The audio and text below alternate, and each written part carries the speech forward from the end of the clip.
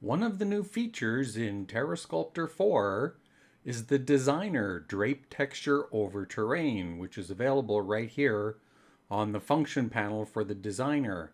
What this does is you load in a terrain of any style that you want, and the drape texture actually puts a transparent line style texture that can be anything such as rivers and roads and lakes and stuff, and actually layers it over the terrain.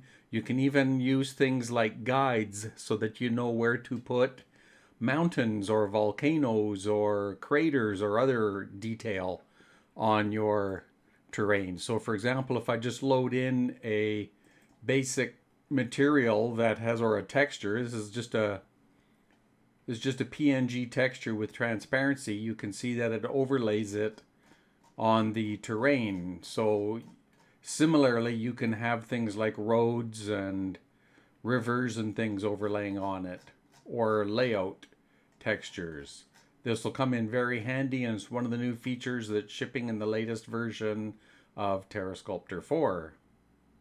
Here you can see the image in Photoshop with transparency around the outside of the lines that we actually want to show up on the terrain in the designer function.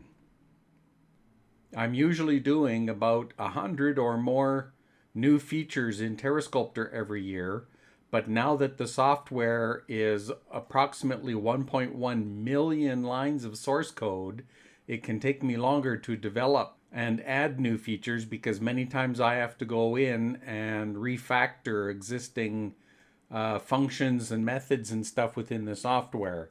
So release times are actually starting to become a little bit longer between features. But this is a new feature that's going to be out in the next build, which will be released shortly.